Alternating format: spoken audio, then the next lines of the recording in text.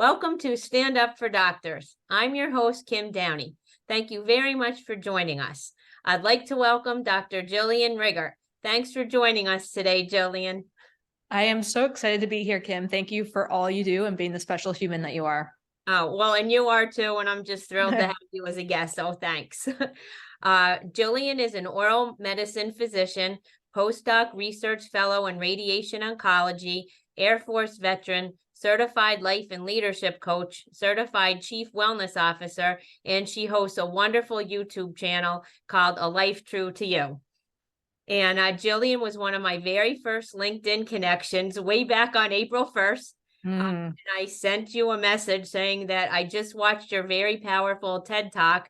Thank you for being willing to be vulnerable and sharing your critical message. I'm beginning to work with my local healthcare system to address physician well-being, and I followed your excellent post on KevinMD as well.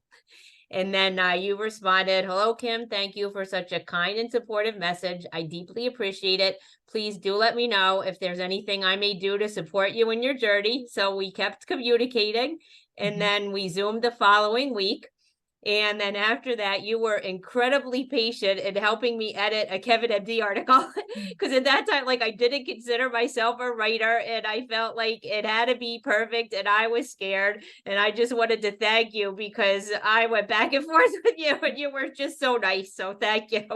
Absolutely. It's my pleasure. And then after that, we collaborated on a very meaningful KevinMD article called A Message of Hope for Physicians, which KevinMD published on September 17th, which was National Physician Suicide Awareness Day, which made it all the more meaningful to us and our article collaborators, which was Dr. Diana Londoño and Dr. Stephen Lewellis. And actually today our conversation will really be related to your message from that KevinMD article. So what would you like most like our audience to know about you as we begin our conversation today? Oh, well, my mission is to help people to live a life true to themselves, freeing themselves from the societal pressures that lead us astray. And my story includes pretty profound suicidality and nearly lost my life, which put a lot of things in perspective for me. So the vulnerability that I share is really that if my story and the capacity to hold space for people can save their life, then that is what brings me meaning. Well, and thank you for that. And that's very meaningful to me as I lost, one of my own doctors, and that's why I'm doing this myself. So I really appreciate your willingness to do that. And one thing that I had shared a takeaway message from you, because when we did the podcast about the article, that was with Stephen Lewellis and myself. And a takeaway from you was that we must continue to tell our stories. Sharing our stories saves lives, including our own. Reflecting back now, 6 years later, I can clearly see the errors in my thinking. The difference is at the time, I thought it was just me, and thinking that it's just us and that we're the problem often heightens the distress and isolation. And I was wondering if you wanted to speak at all to that. Yeah, a lot of us hide in guilt and shame. So shame thrives in secrecy. I nearly lost my life from anorexia nervosa, an eating disorder, which also thrives in secrecy. And if people aren't struggling with eating disorder, it might look like overwork or a substance use disorder. It could be alcohol. All those things, they really thrive when we are isolating in our own self-critical thought. And the way that we can take back our power is and you have to be judicious in which spaces you share, but being vulnerable, sharing your story, and that vulnerability opens the door for you to find people where you genuinely connect. And in medicine, we often feel quite isolated in just the way that our trajectories end up.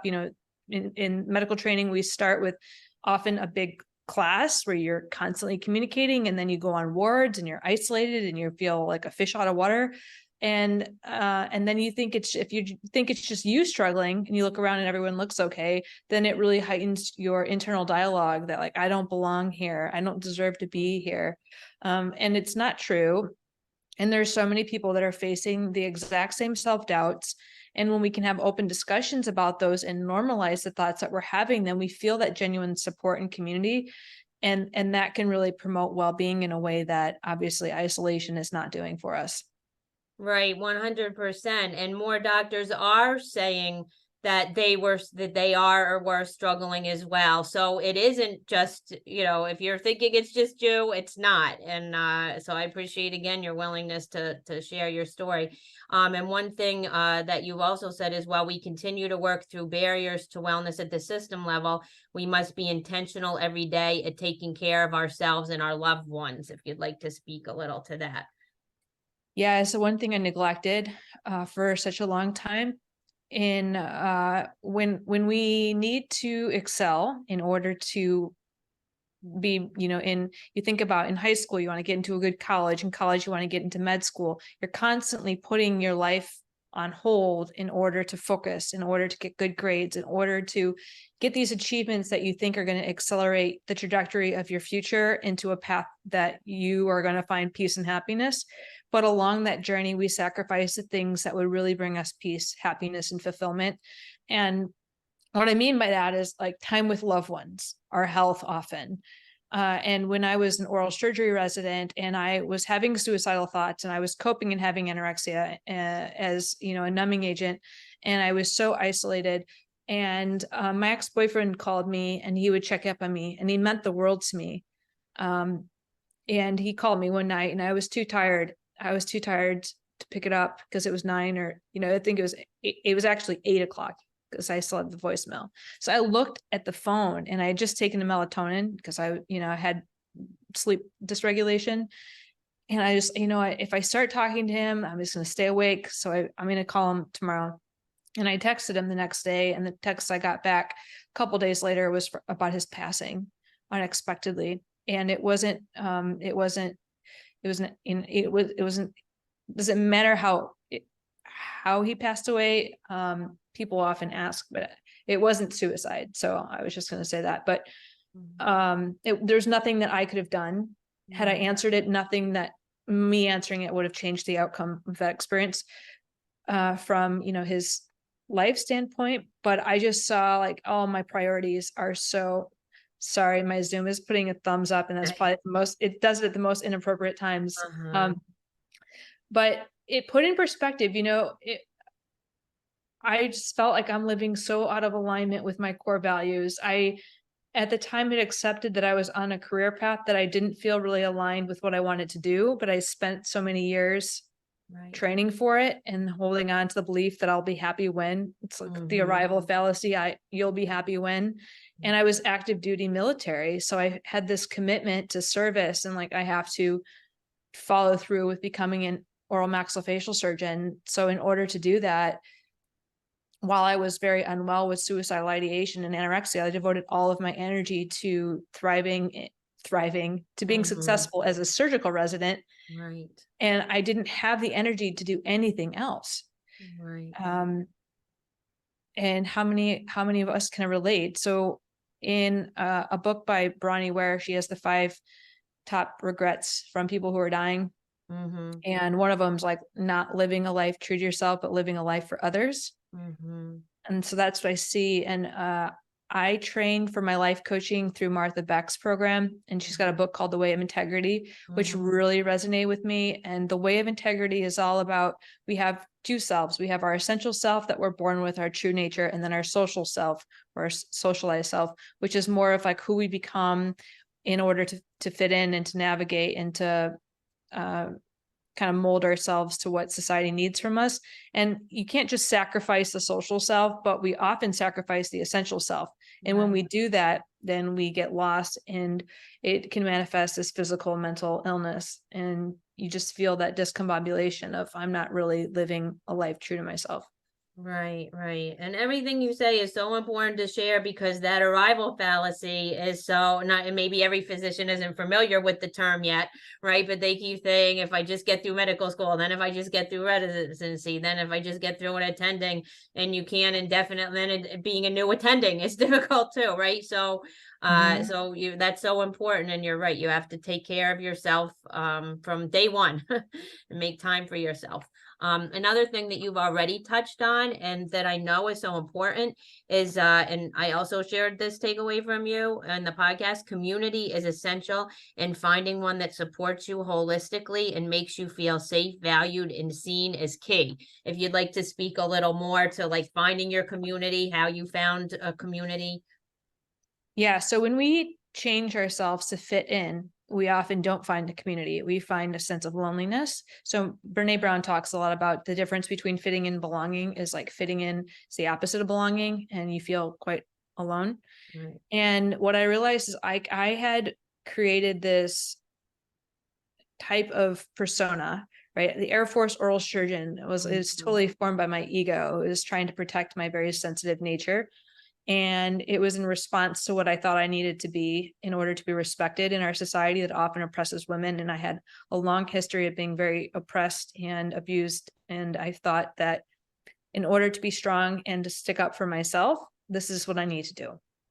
And in order to do it, I had to sacrifice a lot of what makes me me, which is very sensitive, quirky. Like, you know, during our interviews, everyone had to come in dressed in like these black suits. I'm like, oh man, if you see me, this is probably nicer than I'm usually dressed up. I'm usually wearing like a t-shirt and like more of just free flowing, free spirited. And I totally lost that part of myself. It became very rigid, regimented, and disconnected with who I am.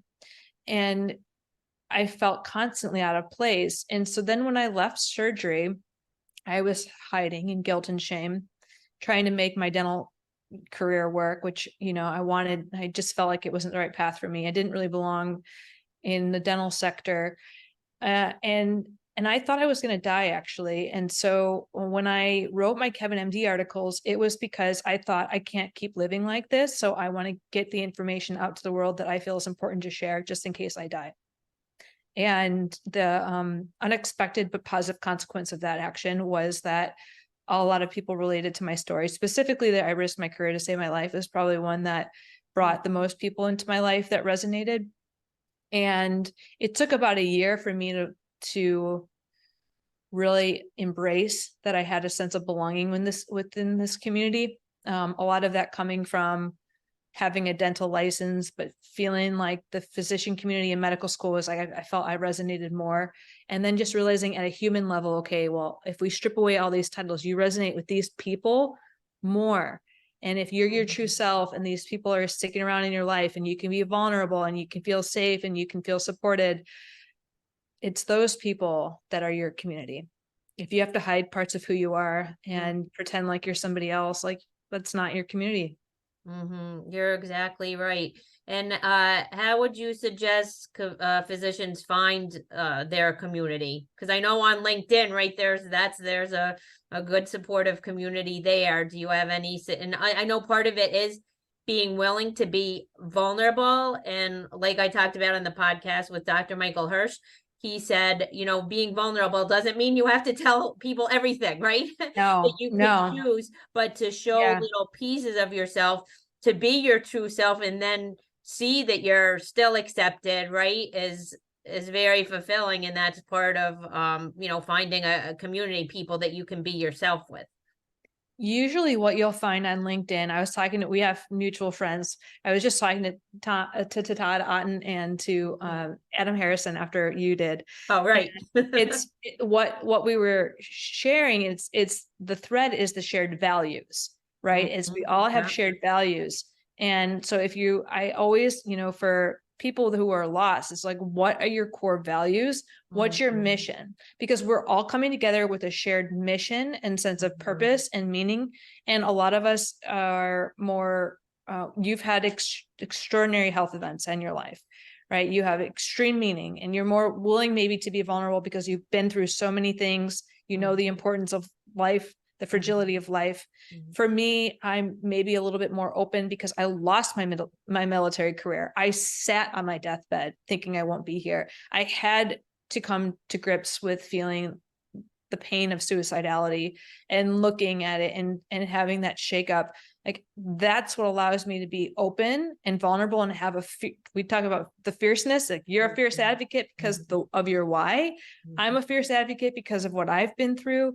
And we show up with that kind of fierceness, but clarity, I would say, on the mission.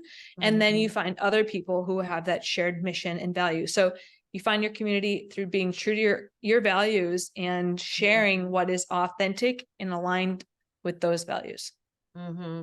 And you're exactly right. And with Dr. Adam Harrison, his podcast will come up just before yours, and we specifically talked about values and how we share that, because he had shared a post and he had listed his top 3 values, and they were like 3 of my top values too. So there's a lot of wisdom in what you're saying. So yeah, thank you for sharing that.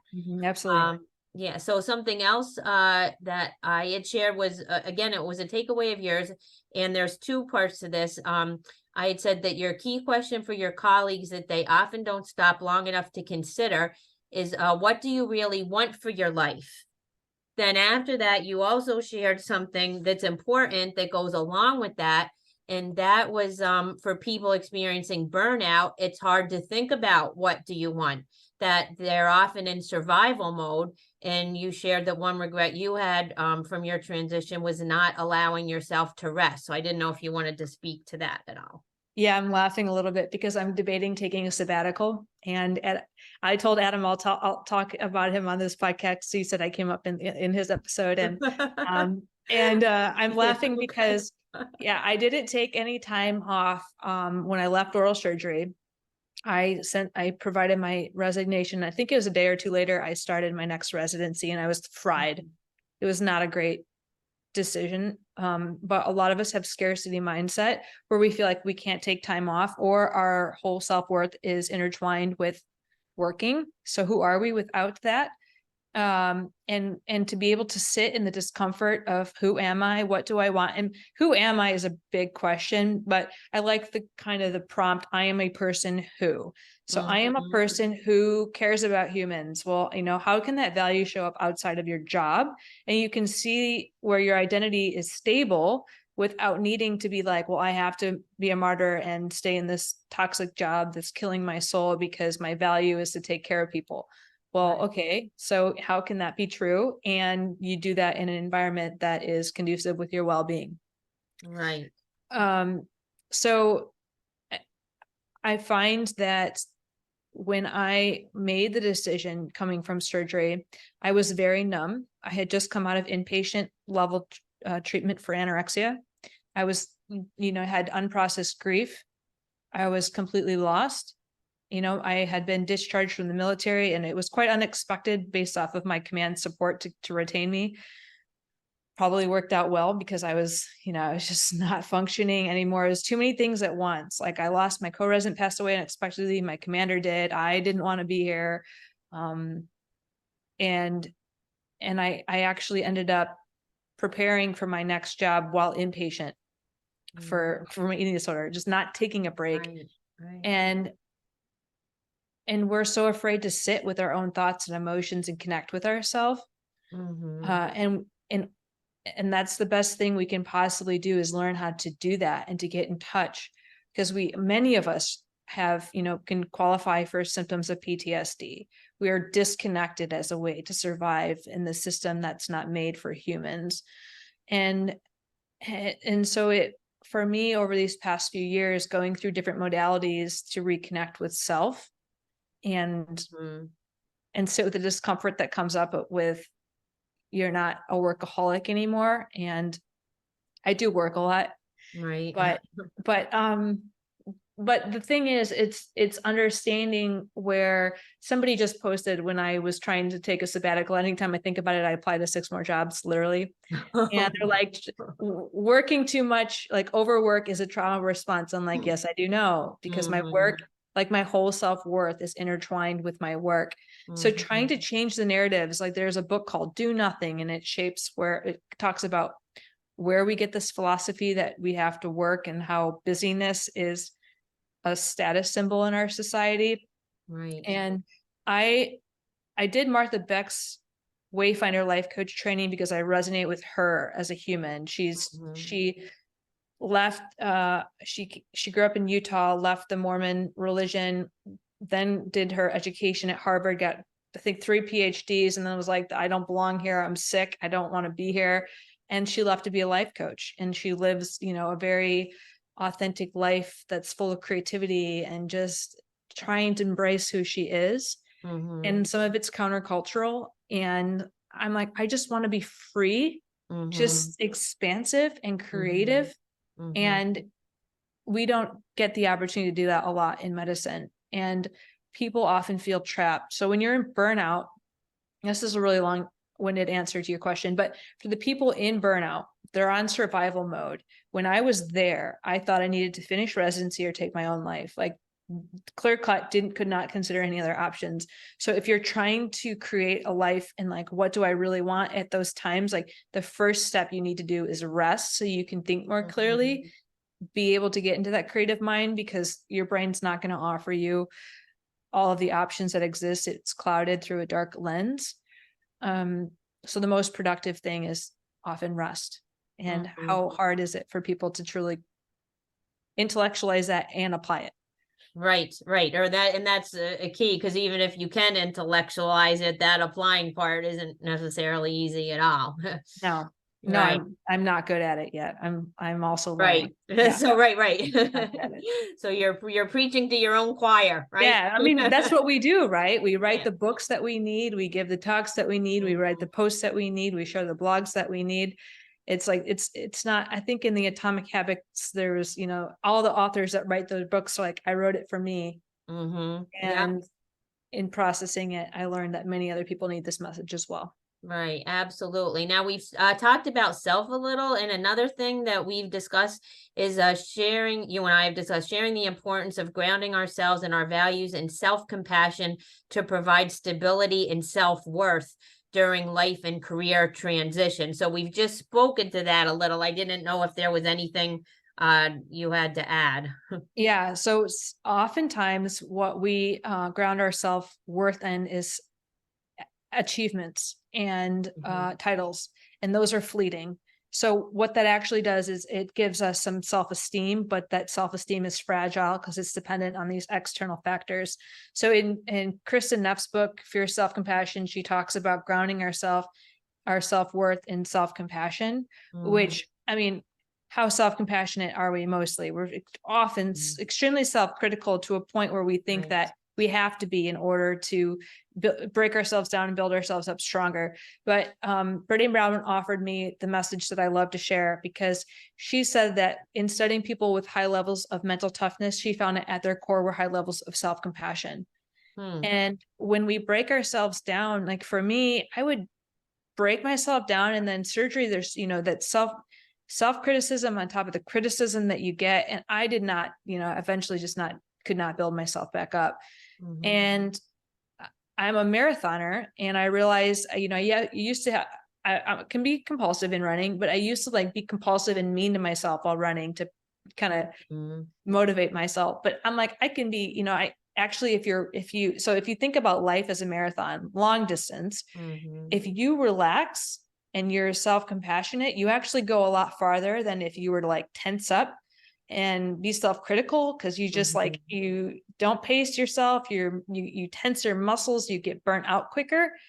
Now, if you can just relax, if you relax your body in a marathon, then you stride out in a way that you actually have longer strides, you're preserving your energy, and you can make it a lot farther and a lot faster. So if we apply that same philosophy to the marathon of our lives, and not the sense of urgency that we keep getting into with medicine, it's just like rush. And in the military, we have the term like hurry up and wait, which is kind of like what it is in medicine. It's like you hurry, you're just constantly like anxious because everything is like, has to be done right now. Right. And then it's hard to know what's actually urgent and how can we kind of calm ourselves down, calm our nervous systems. And that self-criticism that so many of us have learned, if we can reframe those thoughts, self-compassion, then we're at least giving ourselves some agency over the things that are contributing to the burnout. So we know that the systemic issues are a hard, you know, they're a high component of what's contributing to our levels of moral injury, distress, can be burnout, kind of an existential crisis of sorts, like, oh, I didn't think this is what medicine was going to be. But what's in our agency? It's usually our thoughts, the way that we treat ourselves, and focusing on that so that we can at least reduce some of our suffering and be able to see more clearly about what we want to do for our next best steps. Right, absolutely. And I feel like we could rewind that part and play it again because self-compassion is critical. So everybody listening, like listen to that or put Jillian on repeat.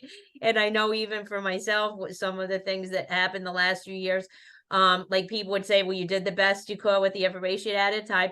And that's what I would tell other people. But I still felt, me being a medical professional, that I should have known better. This is stuff for myself.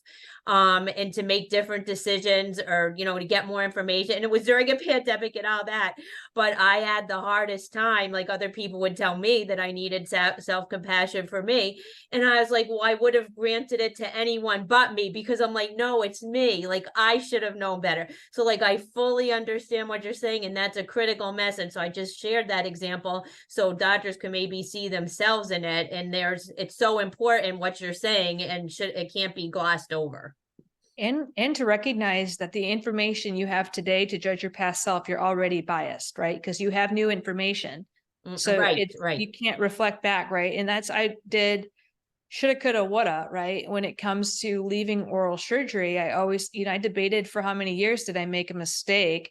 And at the time, I was barely surviving. So I can't take the lens that I'm seeing through now. And even though I have very vivid memories, which help me to accept that the path I took to leave was correct. But even without that, you're filled with self-doubt and all this judgment. And how can I take what I know now and reflect to leverage it for how I will change the way I show up now and in the future, right? Rather than, and self-judgment, I think one of the best tools against self-judgment is when you're noticing self-judgment, change it with curiosity. Right. Oh, I'm so interested. I'm so curious why I think I'm the world's worst, whatever. I'm so curious where that comes from. I'm so curious why I think I should, quote unquote, do whatever you're thinking. And there's a small book called Humble Inquiry, which helps you understand like how you're going to shape your reflections in a way that's curious rather than judgmental. And it helps with your relationship with self and others, and like conflict communication at work. So it's a small book. Recommend it. I've heard of it. I have such a stack of books, but I think I'm going to have to add it because you're not the first person that recommended it, and probably other doctors on LinkedIn. So I'm going to have to put that down. So that's something else to spotlight for everyone listening out there. Humble Inquiry. That title has come up more than once. Well, thank you. As we're winding down, was there any last tidbits of advice you have for colleagues or anyone listening? Yeah, I think the next best step for most people is to really take a step back, right? Because we're all forward thinkers, high achievers, to reflect on what we talked about today, to share their thoughts, questions, reflections with us. I love to hear where people are at, what they need at this time, what's maybe resonated with them, or anything that they would like to add. Okay, absolutely. And how can our listeners get in touch with you? Well, we know LinkedIn. Yeah. Right? 100%. Yeah. And if they want to join our community on YouTube, they can Google my name, and the channel is A Life True to You, as you mentioned. Okay, so those are the two best ways. Okay, sounds good. All right, and as you know, I'm on LinkedIn too. Yes. And please, listeners could click like and subscribe. I've got many more great guests to come. So thanks again so much for being my guest today, Jillian. I have to say, you have so much wisdom and insight and intuition, and you're so easy to talk to. And I know that you do coaching as well. So if anyone is looking for, an incredible coach, I can highly recommend you. Well, thank you. I appreciate it. Appreciate it. And in closing, we to move the needle in healthcare, we all need to raise our voices, and we all need to care about each other. We already know that doctors need to care about patients. Patients need to care about doctors too. So stand up, doctors, and let's stand up for doctors. Thank you, Kim. You're a powerful example of how to do that. Thank you, Jillian. I appreciate that. You take good care. You too.